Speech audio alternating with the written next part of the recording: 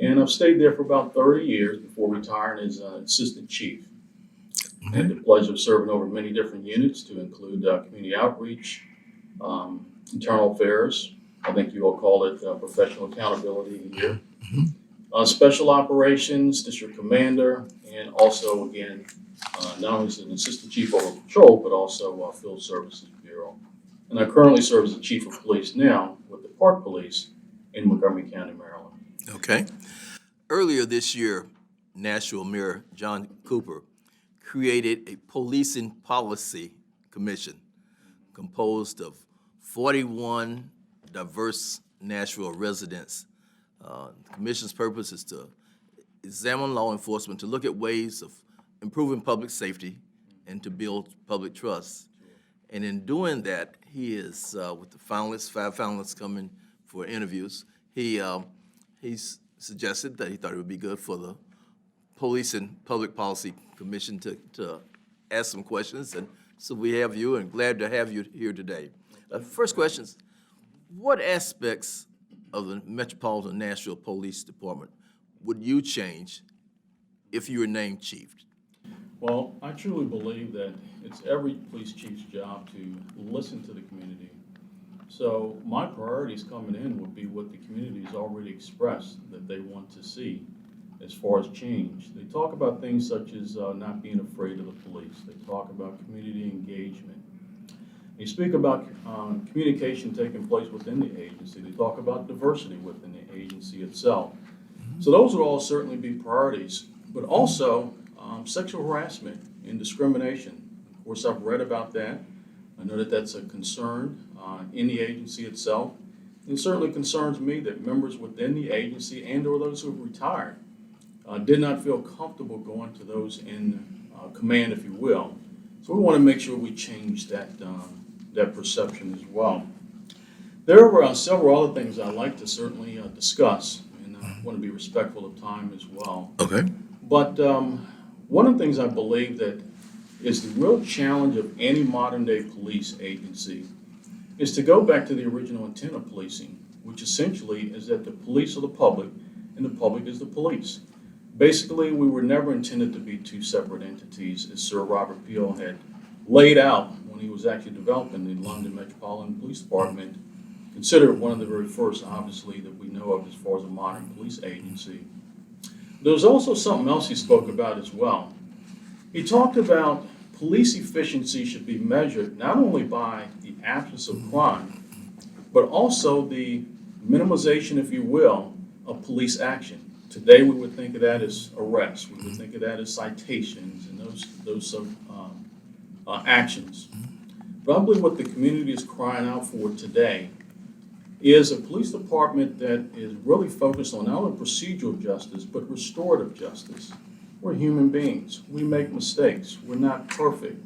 And I think the community wants to see us working together to meet the needs of today's challenges that we see. Okay, let me just ask you this. Could you talk about some of your past experiences with organizational cultural change and strategic planning? Sure, I'll be happy to. Mm-hmm. Well, with the county police, and then I'll transition quickly to the park police, I grew up in an agency that was not very diverse when I first joined it. By the time I made captain, which is just one step below assistant chief, I became the first or the second African-American captain in the entire history of the agency, at that time 80 years of age as far as the agency itself.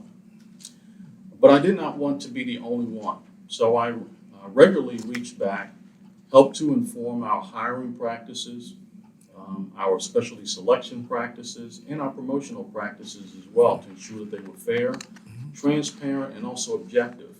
Some of the outcomes, by the time I left the agency, our training academy had seen 54% of the applicants were either women or people of color, which is a far cry from what we used to see in the past, or what we saw in the past, which was about 12%. Just as importantly, I made it a point when I could to hire and promote those who were considered minorities. I mentored not only LGBT members, African Americans, Latinos, But before I left, the first African-American female captain was promoted, one of my promoted, or mentees, and also soon to be promoted is one of my mentees, a executive Hispanic, who is expected to be promoted to captain as well. Now, shifting to the Park Police. Okay, go ahead. Okay. I inherited an agency there that had undergone at least 3 Inspector General audits. Within those audits, they spoke about concerns such as a division within the agency itself. They talked about concerns about ethics violations and several other issues as well. Before I left, I not only reorganized the agency itself as far as the command staff, but also promoted the first African-American female captain, which is an assistant chief for us, and also one of Indian descent, the first in the history of the agency itself. In addition to reorganizing the agency for greater efficiency to reach out to our constituents, the public that we serve, we also instituted training specific to leadership, equal opportunity employment, ethics, cultural competency, and so forth. In addition, I met with every single member within the agency to get their buy-in as well. And also, within the last 2 years or so, we've also seen our hiring and diversity increase to include 66% of our recruits over the last 2 years have been either female or minorities. So in wrapping up that particular issue, and out of respect for time, I challenged them to come up with a theme that they felt best represented them, meaning the entire agency at this point. And it was they who came up with the title or theme, Stronger Together. Instead of seeing our differences as something that divides us, it should be something that brings us together to include with the community itself. And in my last performance evaluation, when describing the impact in the agency, my boss shared statements such as transformative positive change, commitment to integrity, transparency, equity, set higher standards for professionalism and accountability, culture of inclusivity, true team player. Okay, you talked about diversity and inclusion. Why do you, and I guess you feel that it's important, why so? Why so? Inclusion, diversity, inclusion, and maybe you've seen the Nashville numbers. Sworn officers here are currently 73.6% white men. And when you include white women, it's 81%. Why is diversity important to you, inclusion important to you, and how would you change the figures in percentages in Nashville? What would you do? Well, first of all, inclusion, diversity, and equity are extremely important to any modern-day police agency. Without it, you lose life experiences that can help to inform your policies and your training. You also lose the respect of the community that you're called to serve, especially for those who may feel marginalized within the community, and it increases, obviously, legitimacy within the eyes of the community itself. There are several things that I would change to ensure that we were a more diverse agency. And I would simply go back to things that I've seen already work, that I've already engaged in. First of all, one has to think about the image of an agency. When I went to the Park Police, one of the things we did when we developed our promotional video is we purposely left scenes such as officers shooting guns or handcuffing people or some other type of action photos, if you will, because for some members of the public, that has a visceral response to it, if you will. And or members such as female may think that, hey, I can't climb a 10-foot wall every single day. The fact of the matter is, that's not what we do every day. What we do on a regular basis is we talk with people. We help solve problems. We help to mediate issues. And that's where the intrinsic value of policing comes from. One of the things we have to do to reach out to the minority community is we have to use the personal touch. We can't expect them to come to us simply filling out an application online. Instead, we have to almost be like college recruiters. Go to them, go to their homes, go to the churches, go to recreation centers. And then those who are reaching out to them should look like them also. When people come into police work or a public safety agency, they want to see people who look like them also, who are doing the job as well. As well, also, we have to think about some of the minimum hiring requirements that we currently list. So, for example, things that could potentially be causing us to lose other individuals, such as the high school diploma or GED requirement, which I certainly agree with, but it also here states 3 years of full-time responsible work experience. Well, for some members who come from certain communities, it's hard to get a job at all, let alone keep 3 full years, whereas our Army will send people off to fight for our country, and they don't require those same requirements as well. So we really have to maybe rethink things such as that. And then in addition, we have to think about partnerships as well.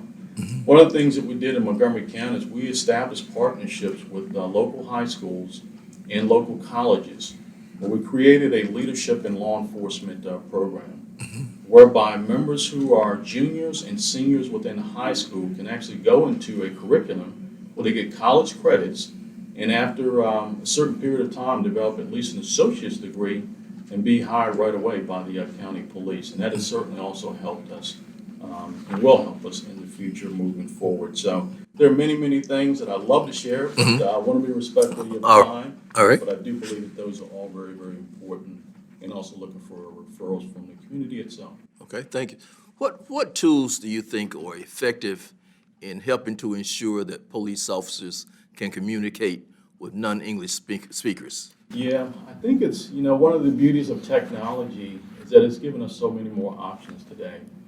One of the things I certainly believe in is giving every single officer not only an iPad, but also a phone in which they can actually download an app whereby it creates, or an app allows for translations between two individuals. There's certainly many different applications out there that allow for that. You can basically type in the language and literally speak into it, and it becomes a two-way communication tool that helps the officers right away. But just importantly with the iPad, so many times we come into contact with people in crisis.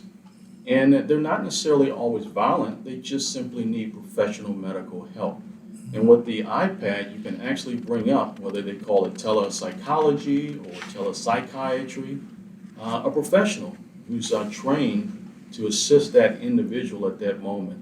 One of the things I also believe in doing as well, for example, with our Latinx community, is creating, within the academy itself, conversational Spanish courses that officers take. So at the very least, they can communicate at the very basic level when speaking to members of such communities as well. So those are some examples. Okay.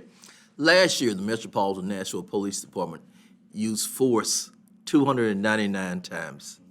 Of those, 181 suspects were black. What would be your approach to the use of force? And can you talk about experiences that you might have had in helping to reduce the use of force? Sure. The use of force should be the last resort in any encounter that we are involved in. One of the first things I would do as a chief is attend the academy itself, go to the academy and speak with the staff and assess what we currently do.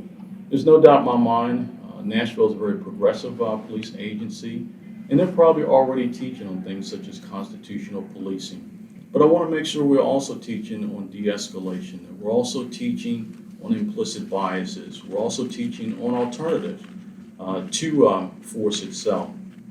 One of the things that we also have to do in police work is ask ourselves 3 basic questions every single time.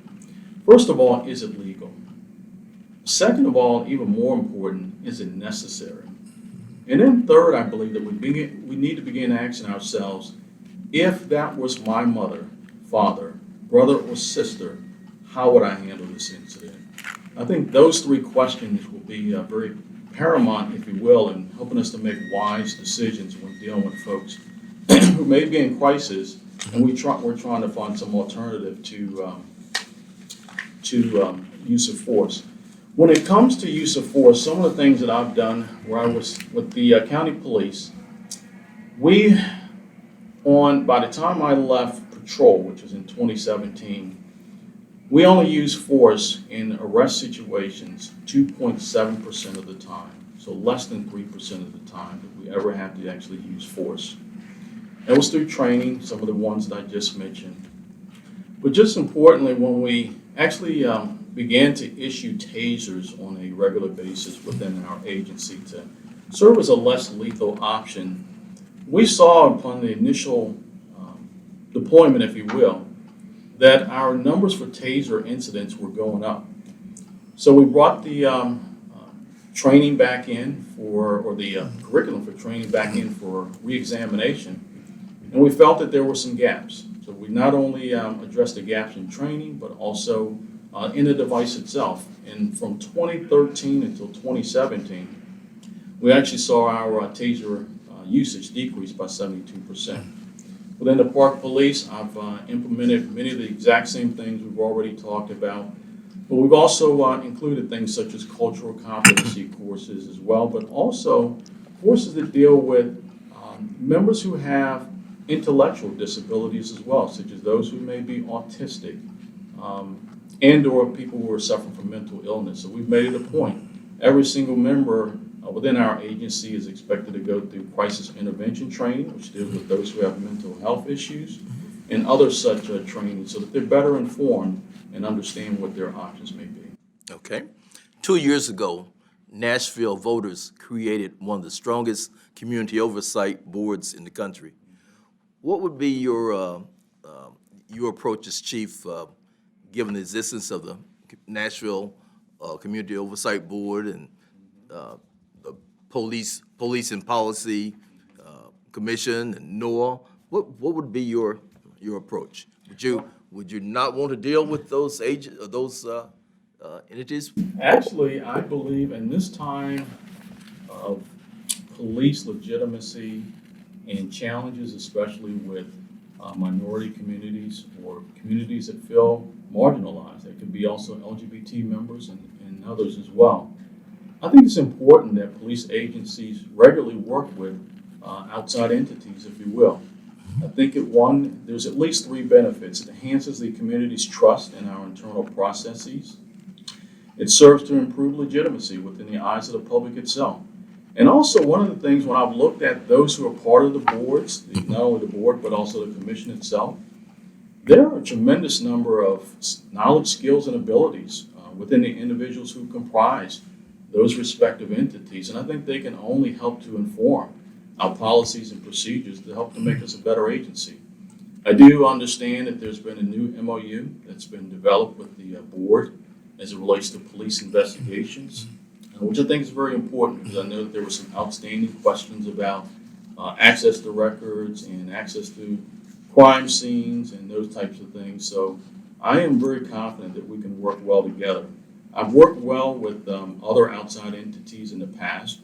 Well, as part of the county police, I oversaw the Internal Affairs Division, again, you all call it Office of Professional Accountability, in which I worked with the Department of Justice in an agreement for the last 3 years of a 5-year agreement.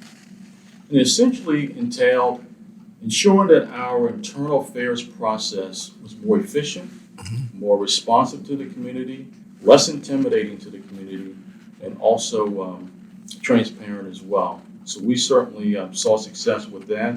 And I've also worked with the Inspector General within the Park Police. So I am not, working with other entities is not a foreign thing to me.